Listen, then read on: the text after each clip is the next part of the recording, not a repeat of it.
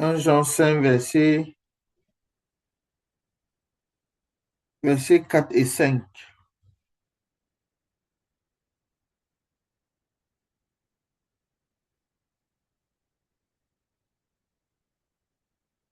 Il est écrit, je fais la lecture. Vous m'entendez bien? OK.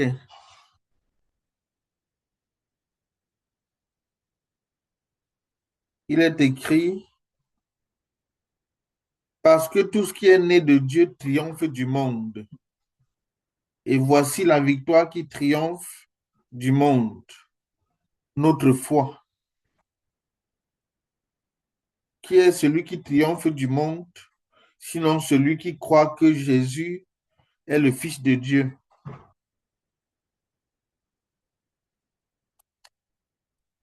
Hébreu, dans Hébreu, on va lire à partir du verset 6. La lecture est relativement longue, parce que c'est tout le chapitre d'Hébreu.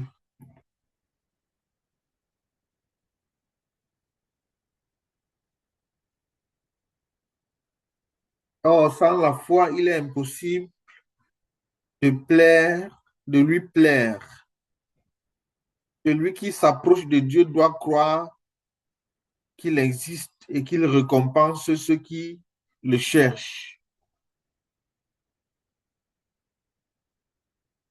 Par la foi, c'est par la foi que Noé, divinement averti de ce qu'on ne voyait pas encore, et saisi d'une pieuse crainte, construisit une arche pour sauver sa famille. C'est par elle qu'il condamna le monde et devint héritier de la justice qui s'obtient par la foi.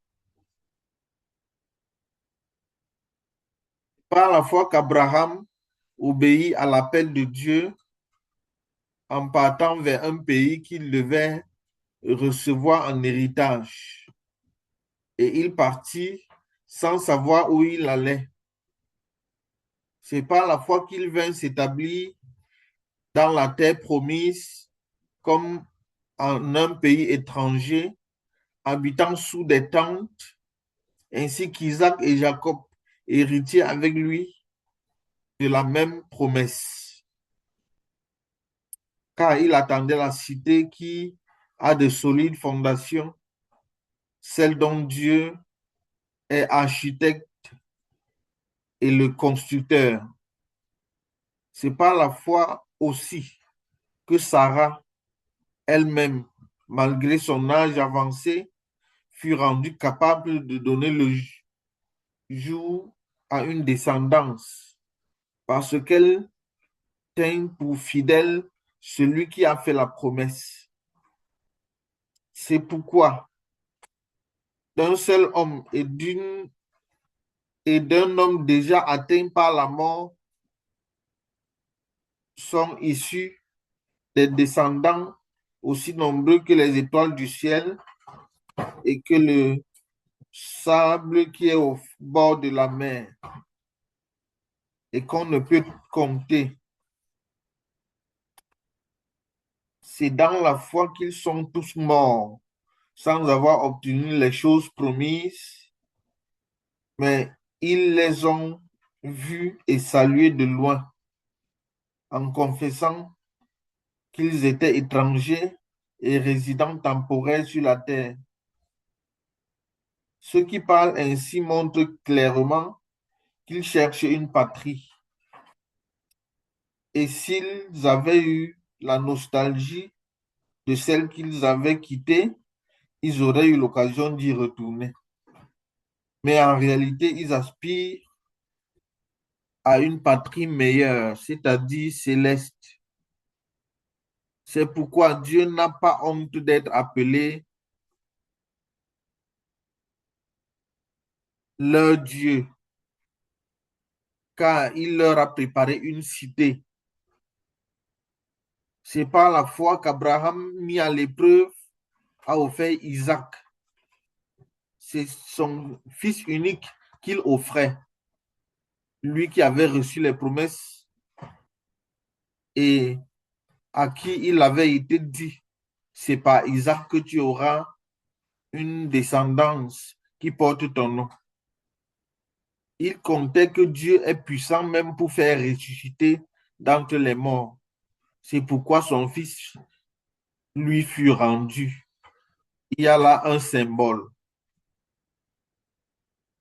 C'est par la foi qu'Isaac bénit Jacob et Ésaü en vue de l'avenir. C'est par la foi que Jacob, au moment de mourir, bénit chacun des fils de Joseph et qu'il se prosterna en s'appuyant sur l'extrémité de son bâton. C'est par la foi que Joseph, proche de sa fin, fit mention de l'exode des fils d'Israël et qu'il donna des ordres au sujet de ses ossements. C'est par la foi que Moïse, à sa naissance, fut caché pendant 3 mois par ses parents, car ils virent que l'enfant était beau et ne craignirent pas l'édit du roi. Par la foi que devenu grand, Moïse refusa d'être appelé fils de la fille de Pharaon, aimant mieux être maltraité avec le peuple de Dieu que d'avoir la jouissance éphémère du péché. Il estimait en effet que l'opprobre du Christ était une plus grande richesse que les trésors de l'Égypte, car il regardait plus loin vers la récompense. C'est par la foi qu'il quitta l'Égypte sans craindre la fureur du roi, car il tint ferme comme voyant celui qui est invisible. C'est par la foi qu'il fit la Pâque et l'aspersion du sang, afin que l'exterminateur ne touche pas au premier-né des Israélites. C'est par la foi qu'ils traversèrent la mer Rouge comme une terre sèche, tandis que les Égyptiens qui en firent la tentative furent engloutis. C'est par la foi que les murailles de Jéricho tombèrent, après qu'on en eut fait le tour pendant 7 jours. C'est par la foi que Rahab, la prostituée, ne périt pas avec les non-croyants, parce qu'elle avait accueilli pacifiquement les espions. Et que dirons-nous encore? Car le temps me manquerait si je passais en revue Gédéon, Barak, Samson, Jephthé, David, Samuel et les prophètes qui, par la foi, vainquirent des royaumes, exerçaient la justice, obtinrent des promesses, fermèrent la gueule des lions, éteignirent la puissance du feu, échappèrent aux tranchants de l'épée, reprirent les forces après avoir été malades, furent vaillants à la guerre et mirent en fuite des armées entières. Des femmes retrouvèrent leur mort par la résurrection. D'autres furent torturés et n'acceptèrent pas la délivrance afin d'obtenir une résurrection meilleure. D'autres éprouvèrent les moqueries et le fouet, bien plus les chaînes et la prison. Ils furent lapidés, mis à l'épreuve, sciés, ils furent tués par l'épée. Ils allèrent çà et là, vêtus de peau de brebis et de peau de chèvre, dénués de tout, opprimés, maltraités, et dont le monde n'était pas digne, errant dans les déserts, les montagnes, les cavernes, et les ancres de la terre. Et tous ceux-là qui avaient reçu par leur foi un bon témoignage n'ont pas obtenu ce qui leur était promis, car Dieu avait en vue quelque chose de meilleur pour nous, afin qu'ils ne parviennent pas sans nous à la perfection. Ah oui, l'apôtre Jean nous a dit ici que la victoire qui triomphe du monde, c'est notre foi. La victoire qui triomphe du monde, c'est notre foi. 1 Jean 5, verset 4. Et nous voyons ici, dans ce récit, comment la foi s'exerçait par ceux qui ont connu l'Éternel, par ceux qui marchaient avec l'Éternel. Comment la foi s'exerçait, les conséquences de la foi, les œuvres consécutives à la foi. Par la foi que Noé, divinement averti de ce qu'on ne voyait pas encore et saisi d'une pieuse crainte, construisit une arche pour sauver sa famille. Alléluia.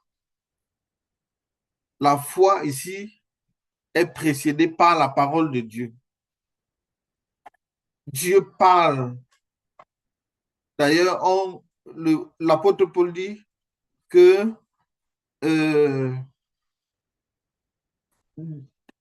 dans Romains, l'apôtre Paul dit que la foi, je vais retrouver ça, je vais revenir sur ça. La foi précède, la parole précède la foi. La parole précède la foi.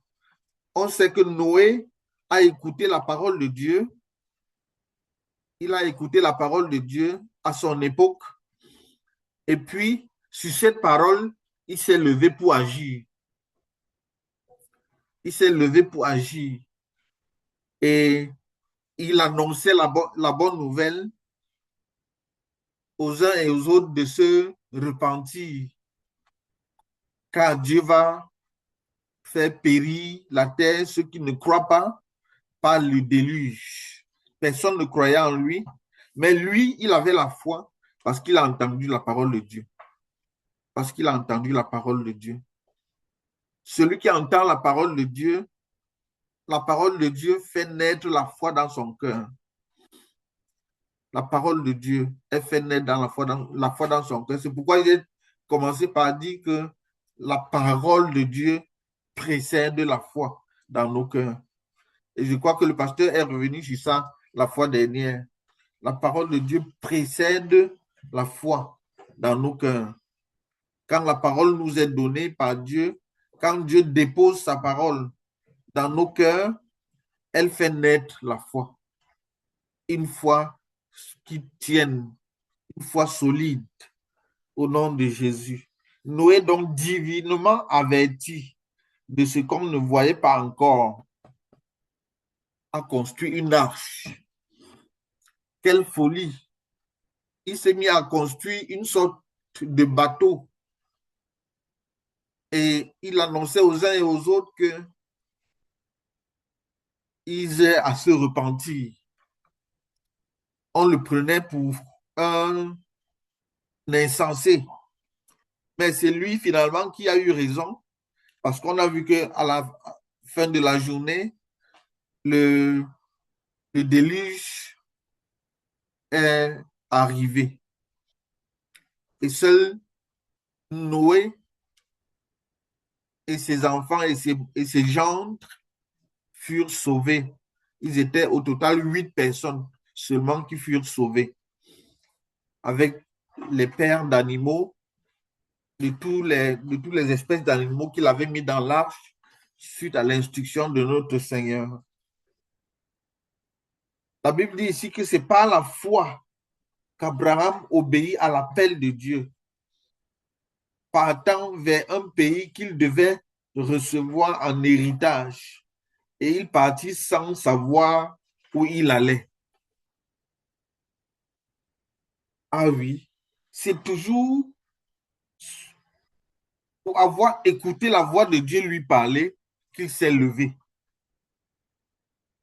Comme Pierre a dit au Seigneur Jésus, à ta parole, je jetterai les filets. À la parole de Dieu, Abraham s'est levé quand Dieu lui a parlé. Et nous devons noter ici que Abraham n'était pas, ne servait pas l'Éternel. D'ailleurs, l'héritage qu'il avait, son père et les avait élevés dans une religion païenne, une sorte d'animisme. Mais quand le temps est venu pour Dieu de l'appeler, Dieu l'a appelé et il a répondu à l'appel de Dieu sans savoir où il allait. C'est pour que vous compreniez comment c'est fort quand Dieu parle à une âme. Quand Dieu parle à une âme, tu ne sais pas comment il a fait, mais tu sais seulement que Dieu t'a parlé. Tu es rempli d'une conviction tellement forte que malgré ton background de païen, quelque chose te dit à l'intérieur de toi que non, c'est Dieu qui m'a parlé. Et tu te lèves, tu abandonnes ta famille, tu abandonnes ta nation, tu abandonnes ton pays pour aller avec les tiens dans un pays que tu ne connais pas, tu ne sais même pas où tu es en train de partir. Tu prends tous tes biens, tous tes serviteurs pour te rendre dans un pays avec ta femme Sarah, dans un pays que tu ne connais pas, tu ne sais même pas là où tu es en train de partir. Mais tu es rempli d'une conviction forte. Pourquoi? Parce que Dieu t'a parlé. Il n'y avait pas un pasteur ou un prophète pour expliquer, pour exhorter Abraham et lui dire que voilà, Dieu t'a parlé, il faut que tu obéisses à l'appel de Dieu. Personne. Mais c'est Abraham seul qui a écouté la voix de Dieu et s'est levé pour aller à un pays où qu'il ne connaissait pas, croyant que le Dieu qui lui a parlé va le guider jusque là où il partait pour qu'il s'y établisse.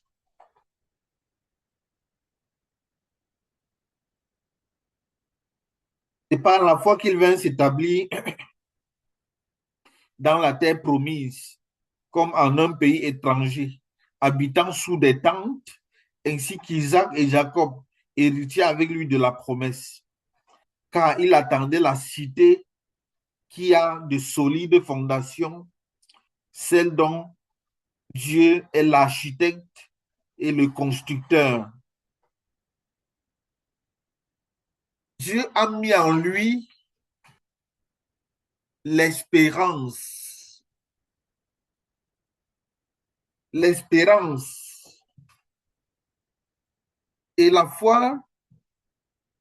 Paul, l'auteur de l'Épître aux Hébreux dit dans Hébreux 11, verset 1, que la foi est une ferme assurance des choses qu'on espère et une démonstration de celles qu'on ne voit pas.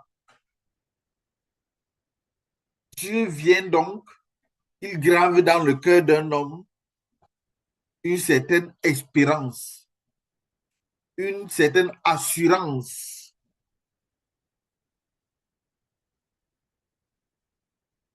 Et nous constatons que la foi, c'est simplement agir sur la parole de Dieu. On peut définir la foi comme étant agir sur la parole de Dieu.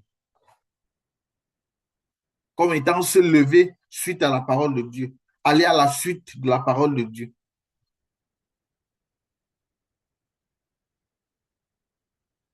C'est quoi la foi? Quelqu'un pourrait poser cette question. La foi, c'est obéir à la parole de Dieu, tout simplement. C'est-à-dire que Dieu te parle et que toi, tu te lèves pour y obéir, tout simplement. C'est ça la foi. Noé a obéi à la parole de Dieu pour bâtir l'arche. Abraham a obéi à la parole de Dieu pour se lever, abandonner son pays, sa nation, sa famille, pour aller à Canaan qu'il ne connaissait même pas. Et par la foi aussi que Sarah elle-même, malgré son âge avancé, fut rendue capable de donner le jour à une descendance, parce qu'elle tint pour fidèle celui qui a fait la promesse.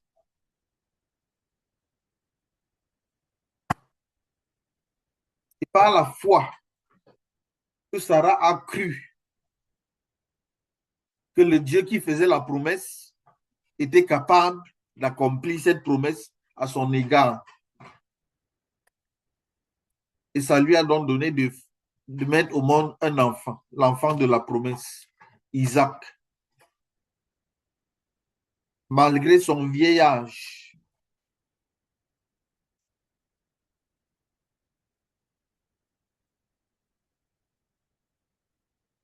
nous nous souvenons que Jésus a dit à, je crois c'est à Marie, la sœur de Lazare, il lui a dit, si tu crois, tu verras la gloire de Dieu. Sarah a cru et elle a vu la gloire de Dieu. Si toi tu crois, bien-aimé, tu verras la gloire de Dieu dans ta vie.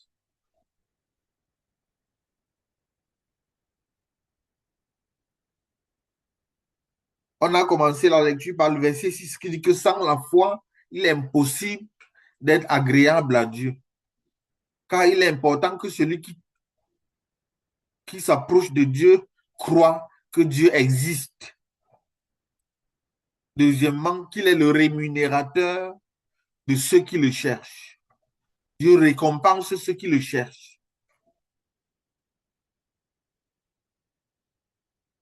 Alléluia. Dieu récompense ceux qui croient en lui.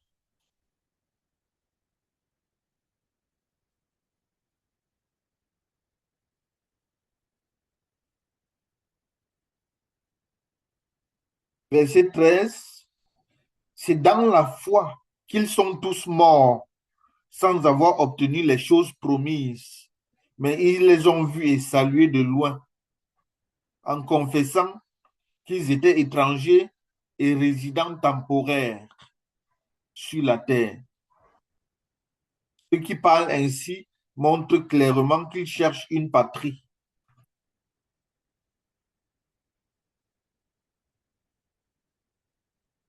La foi, et le pasteur a souvent l'habitude de nous le dire, n'est pas que recevoir, n'est pas que croire et voir ce qu'on a pu arriver. Mais la foi, c'est aussi et surtout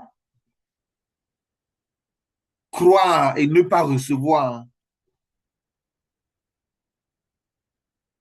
Comme c'est bien aimé,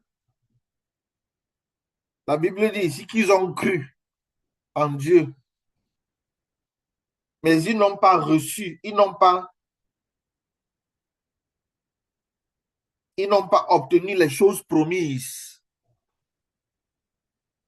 mais ils les ont vus et salués de loin. Ce qui les importait, c'est la cité céleste. Ce qui les importait, c'est la nouvelle Jérusalem. Ce qui les importait, c'est Jésus qui viendrait, le véritable fils de la promesse.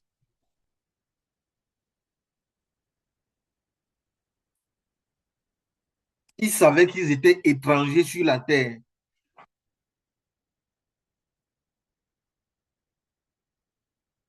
Ils étaient étrangers, résidents temporaires, pèlerins sur la terre.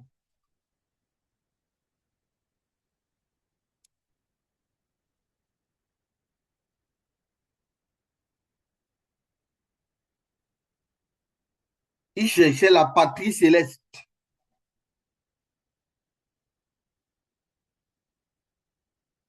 et non les choses de la terre. Alléluia. Plus tard, l'auteur aux épîtres, de l'épître aux Hébreux nous dit que Dieu ne voulait pas, Dieu leur a donné de ne pas recevoir ce qui leur était promis, parce que Dieu ne voulait pas qu'ils arrivent, qu'ils parviennent à la perfection sans nous. C'est-à-dire à cause de nous, en Christ, nous qui venons par Christ, nous qui sommes la postérité d'Abraham via Christ. Dieu voulait nous unir à eux afin que ensemble nous contemplions la promesse, afin qu'ensemble que nous recevions la promesse, ce qui avait été promis. Dieu ne voulait pas qu'eux, ils la reçoivent avant nous. Nous nous souvenons que dans les évangiles, la Bible dit qu'il est venu parmi les siens et les siens ne l'ont point reconnu. Mais à tous ceux qui l'ont reçu, à tous ceux qui croient en son nom, il leur a donné le pouvoir de devenir enfants de Dieu. Il est venu pour Israël. Israël ne l'a pas reconnu. Il s'est tourné vers les gentils, vers les païens que nous étions, vers les gens sans alliance que nous étions. Et c'est comme ça que par la grâce de Dieu, nous sommes rentrés dans l'alliance par le Seigneur Jésus. Et c'est pas la foi que Abraham mis à l'épreuve a offert Isaac, son fils unique. Lui qui avait reçu les promesses et à qui il avait été dit, c'est par Isaac que tu auras une descendance. Dieu lui avait dit que c'est par Isaac qu'il aura une descendance, une postérité. Et il a eu Isaac à 100 ans.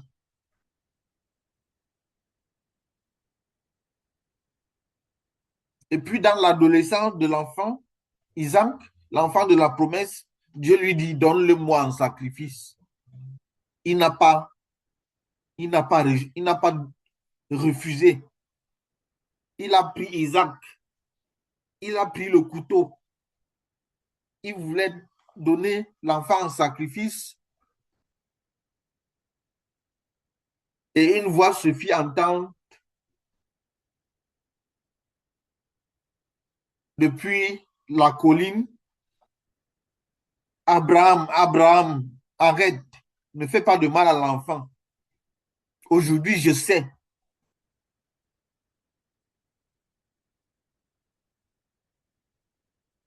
Ton acte me montre, me prouve que tu m'aimes, que tu as la foi en moi.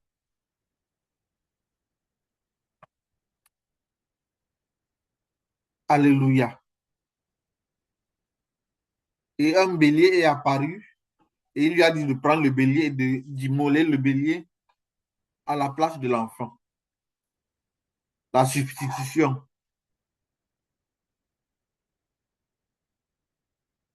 qui est une image de nous qui étions perdus, de nous qui devrions, chacun qui devait payer pour ses péchés, mais Dieu est venu prendre notre place. Jésus est venu prendre notre place et il s'est donné en rançon pour, pour toute l'humanité. La Bible dit qu'Abraham comptait que Dieu est puissant même pour faire ressusciter d'entre les morts son fils Isaac. C'est-à-dire, Dieu lui a demandé Isaac, il a amené Isaac. Et la Bible dit ici que en amenant Isaac, il croyait dans son cœur que Dieu est capable de ressusciter Isaac pour en faire le fils de la promesse qui lui avait été promis. Et parce qu'il croyait que Dieu est celui qui peut ressusciter Isaac, Dieu lui a remis son fils comme une sorte, une forme de résurrection s'est opérée.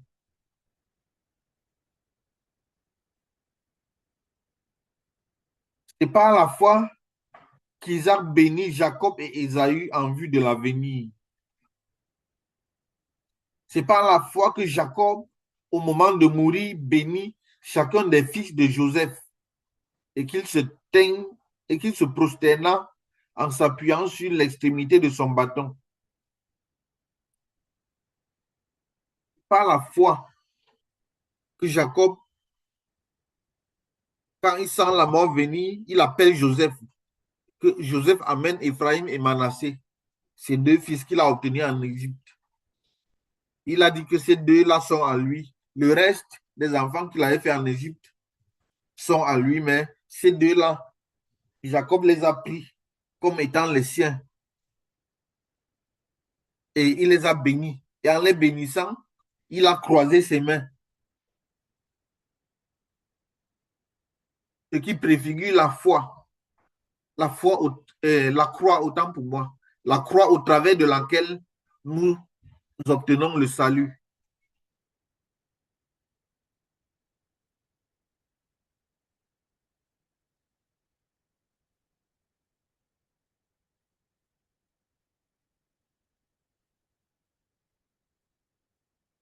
Et par la foi que Joseph, proche de sa fin, fit mention de l'exode des fils d'Israël et qu'il donna des ordres au sujet de ses ossements.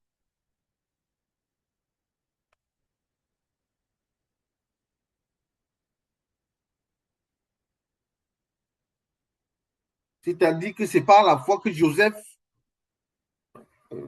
avant de mourir, s'est rappelé de la promesse de Dieu qui avait été faite à Abraham, ensuite à Isaac, ensuite à Jacob,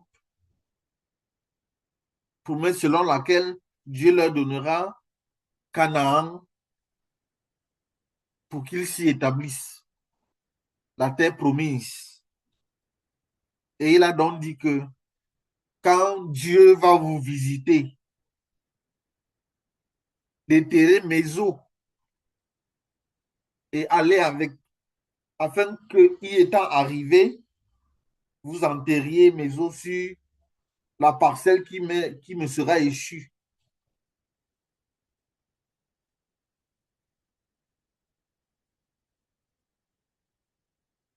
C'est par la foi que Moïse, à sa naissance, fut caché pendant 3 mois par ses parents, car ils virent que l'enfant était beau et ne craignirent pas l'édit du roi. Pharaon avait ordonné que tout enfant, je crois bien de moins de 2 ans, devait être tué.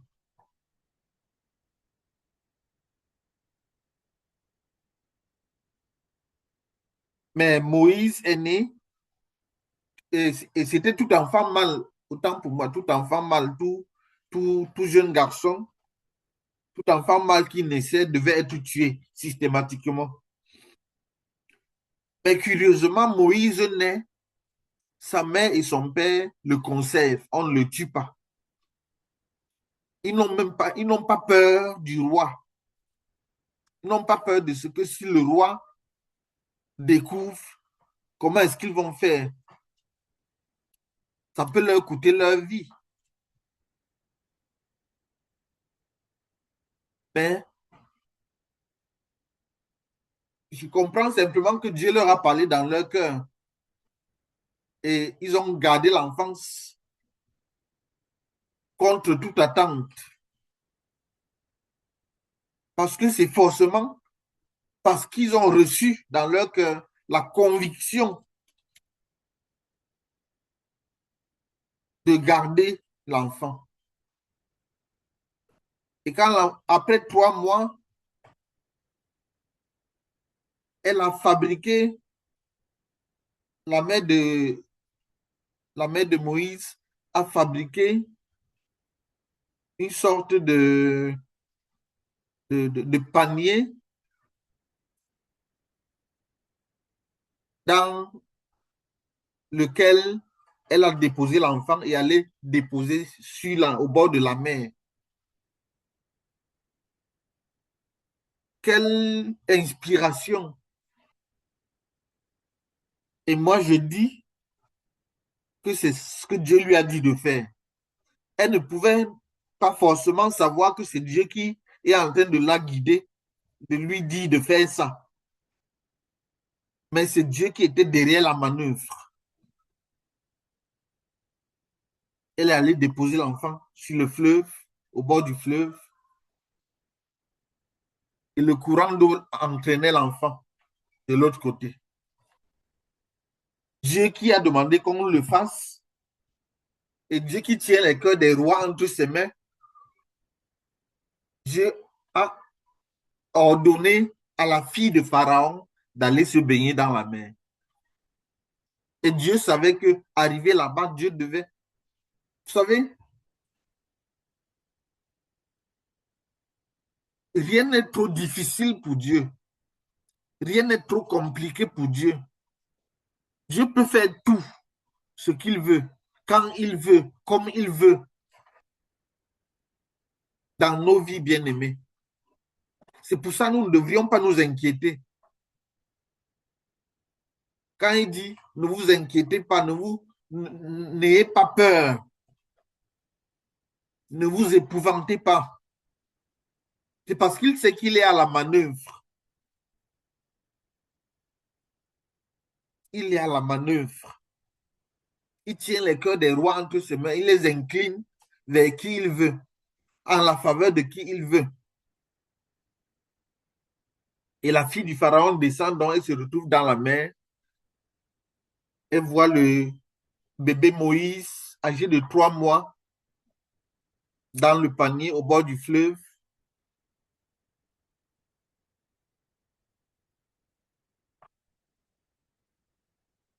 Pourquoi est-ce qu'elle n'a pas dit, ben tiens, voilà un enfant hébreu qu'on a jeté dans la mer, tuons-le. D'ailleurs, l'édit royal dit qu'il faille tuer tous les enfants mâles, tous les enfants. Elle n'a pas dit. Tout ce qu'elle a dit, la Bible dit qu'elle a décidé de prendre l'enfant, d'adopter l'enfant comme son enfant à elle. Quel miracle! Et la sœur de l'enfant lui a dit, lui a proposé d'aller lui chercher une nourrice parmi les femmes hébreux. Et elle a accepté. Et sa nourrice, la nourrice en question, c'est la maman de Moïse. On l'a recrutée, on lui a payé un salaire pour qu'elle élève l'enfant dans la maison de Pharaon. Ça fait que l'enfant devait être tué, se retrouve être en train d'être élevé dans la maison de Pharaon. Bien-aimé, qu'est-ce que Dieu ne peut faire? Qu'est-ce que Dieu ne peut faire? Qu'est-ce que Dieu ne peut faire? C'est-à-dire, ton ennemi jure qu'il va te tuer et Dieu l'ordonne depuis les cieux que c'est lui qui va t'élever, te nourrir. Qu'est-ce que Dieu ne peut faire? Luc 1,31 dit que rien n'est impossible à Dieu. Marc 9,23 dit que tout est possible à ceux qui croient. Ce que Dieu ne peut faire. Dieu tient les cœurs des rois entre ses mains. Ne t'inquiète plus, arrête de t'inquiéter. Arrête de t'inquiéter. Dieu te connaît. Dieu connaît même le nombre de graines de cheveux que tu portes. Dieu les compte et aucun d'eux ne tombera.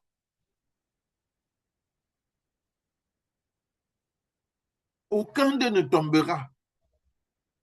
Dieu est capable de faire infiniment au-delà de ce que tu lui demandes. Infiniment au-delà.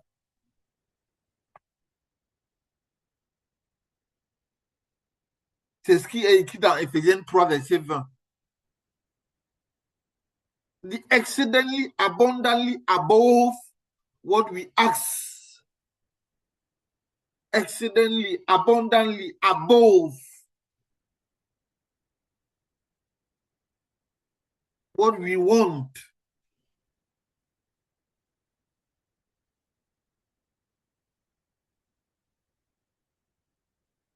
Alléluia, alléluia, alléluia,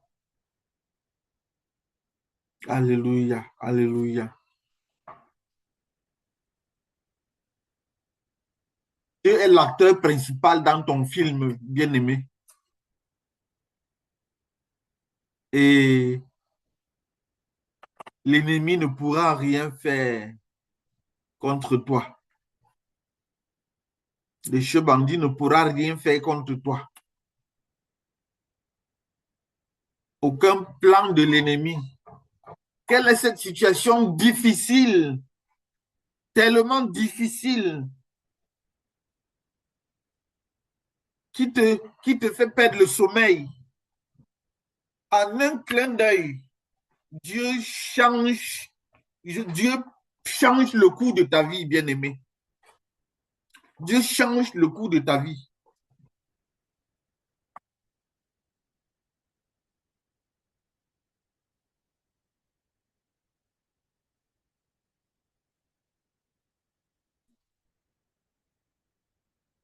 Rien n'est impossible à Dieu.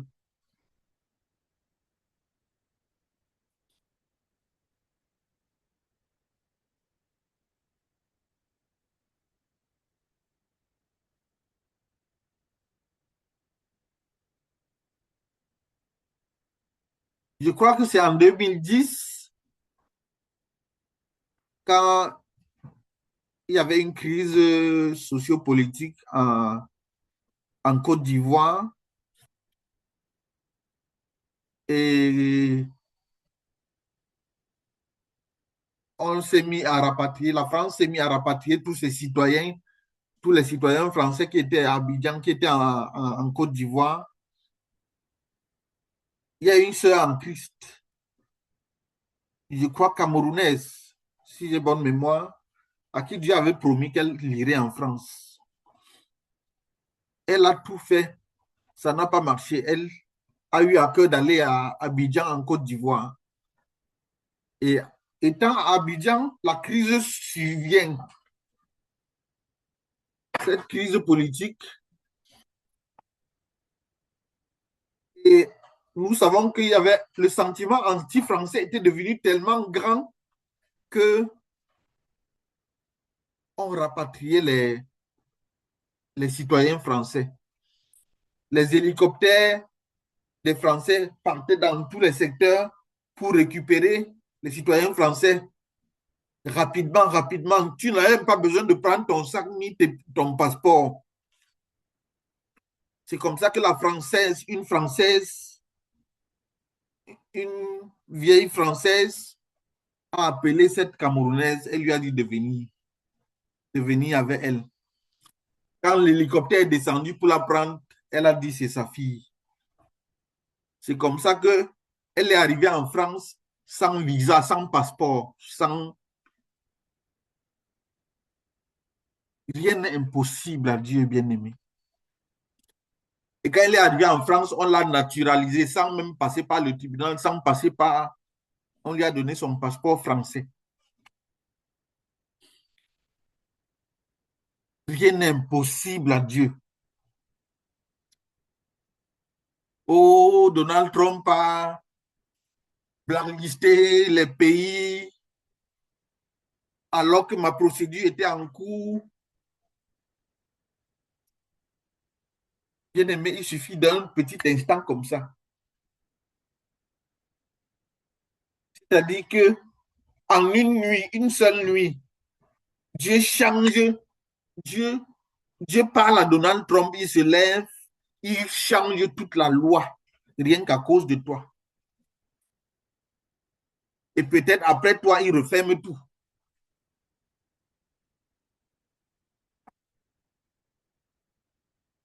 Alléluia. Dieu tient les cœurs des rois entre ses mains. Dieu tient les cœurs des rois entre ses mains. Rien n'arrive dans le monde entier sans que Dieu ne l'ait décidé. Matthieu 24, verset 1 dit, à l'Éternel la terre et tout ce qu'elle renferme. À l'Éternel le monde et tous ceux qui l'habitent. Dieu, c'est Dieu qui est au contrôle. Alléluia. J'ai eu à cœur de parler de la foi ce matin, bien-aimé. Crois seulement. Crois seulement.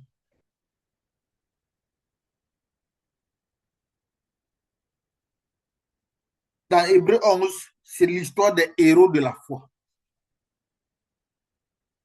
Dieu veut que toi et moi devenions des héros contemporains de la foi. Au nom de Jésus.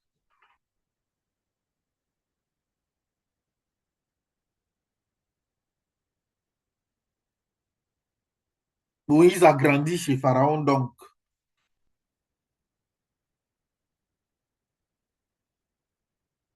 Jusqu'à il était même pressenti pour devenir Pharaon lui-même. Vous voyez vous voyez l'ironie, vous voyez, on dirait un film, un scénario d'un film, mais c'est la réalité, bien aimé. Que cette parole t'encourage ce matin et te donne de voir en ton Dieu le Dieu capable, le Dieu capable.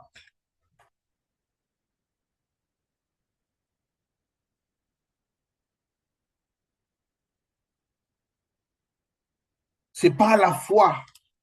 Et on peut ajouter que c'est par la foi que Tata Denise a été sauvée de cet incendie. Sinon, étant juste là dans la voiture avec le chauffeur, la voiture explosait, elle est calcinée.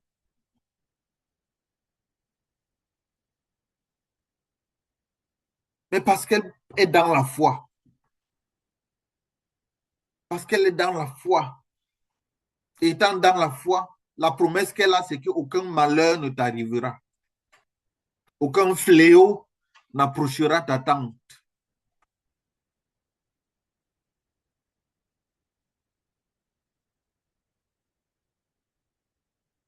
Et comme Dieu parle tantôt d'une manière, tantôt d'une autre, Dieu les a interpellés par ce bruit bizarre par deux fois et il les en a sauvés. La pajure, c'est quoi? Même si c'était l'avion, c'est quoi par rapport à la vie humaine?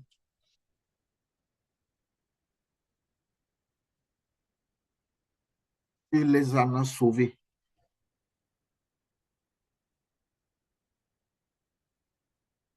C'est par la foi que Rahab, la prostituée, fut sauvée. avec sa maison. Pourquoi? Pour avoir reçu les deux serviteurs de Dieu, les deux, les deux espions.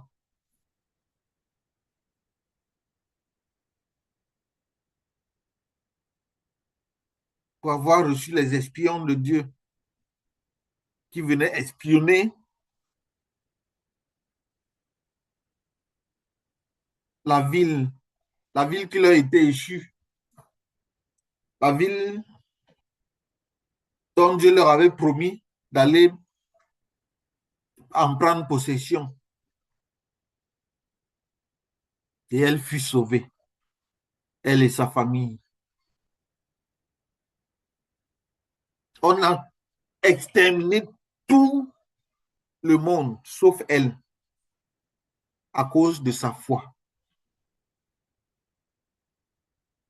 Parce qu'on ne comprend pas comment les espions sont arrivés.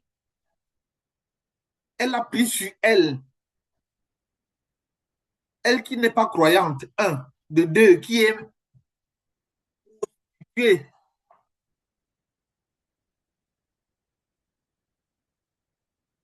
Ce qui est normal, c'est qu'elle devait les prendre, les garder et puis aller s'éloigner un peu pour appeler les services secrets. Pour leur dire que j'ai ici les ennemis qui sont venus pour qu'on vienne les attraper. Mais qu'est-ce qui fait que, au lieu d'appeler pour qu'on vienne les attraper, elle les garde, elle les cache.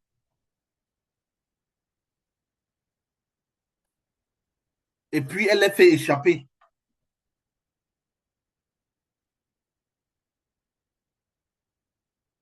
Et tout ça, c'est Dieu qui œuvre dans un cœur. C'est Dieu qui l'a précédé dans son cœur. Pour... C'est Dieu qui lui a parlé.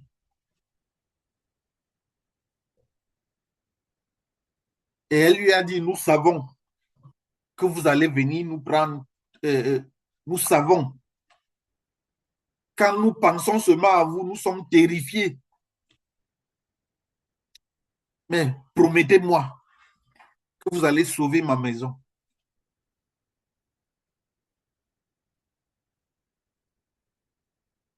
Ils ont promis et de, de, au moment qu'on a siégé la ville, on a, on a sauvé la maison, on a épargné la maison.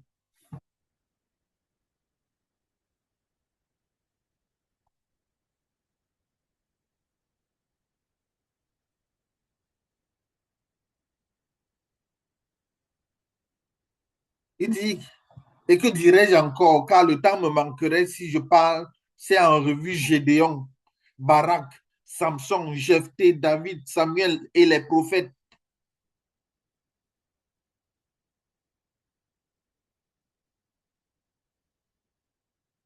qui par la foi vainquirent des royaumes,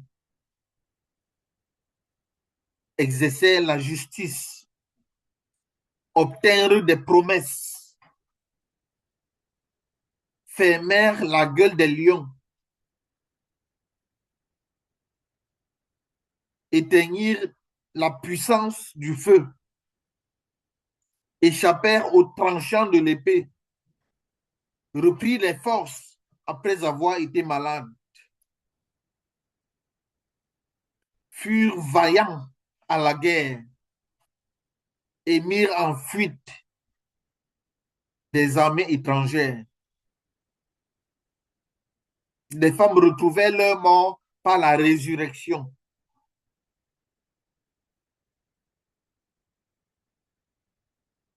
D'autres furent torturés et n'acceptèrent pas la délivrance afin d'obtenir une résurrection meilleure. C'est-à-dire, on les torturait à cause de Christ et ils n'acceptaient pas la délivrance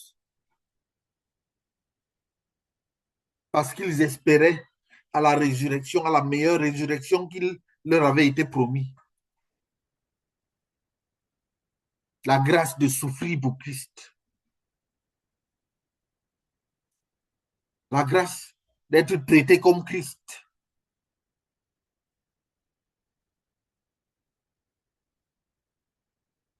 Alléluia. Alléluia.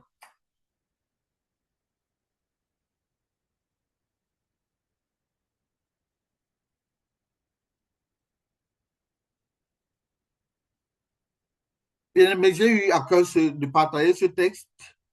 C'était pour t'encourager. C'était pour t'encourager.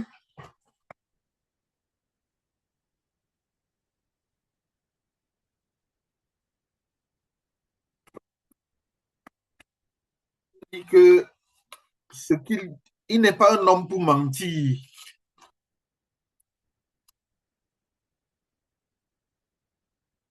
Et Nombre 23, verset 19. Dieu n'est pas un homme pour mentir. Il est le fils d'un homme pour se repentir. Ce qu'il a dit, ne le fera-t-il pas? Ce qu'il a déclaré, ne l'accomplira-t-il pas?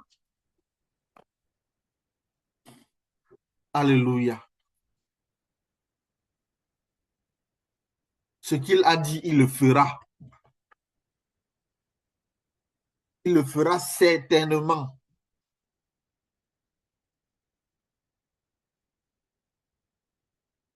Et dans Habakkuk 2:3, écrit la prophétie.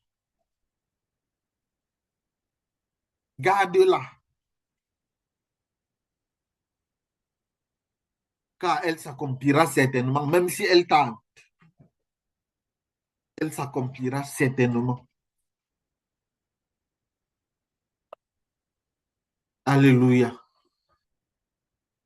Souviens-toi de tout ce que Dieu t'a dit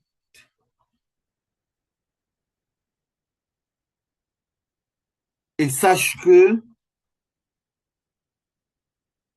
sa parole s'accomplira certainement dans ta vie au nom de Jésus. Tu as une seule chose à faire, c'est obéir à la parole de Dieu. C'est-à-dire, c'est avoir la foi.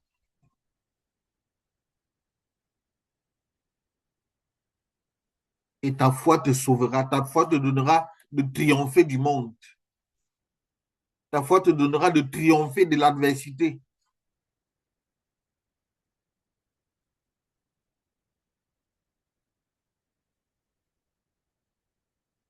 Ta foi te donnera de triompher de la maladie.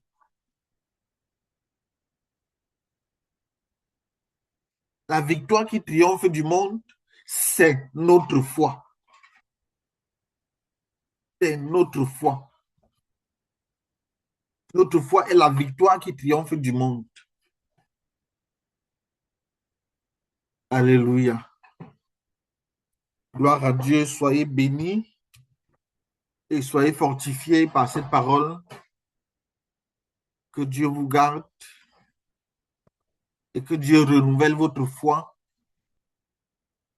au nom de Jésus. Alléluia. Je repasse la parole au frère Serge.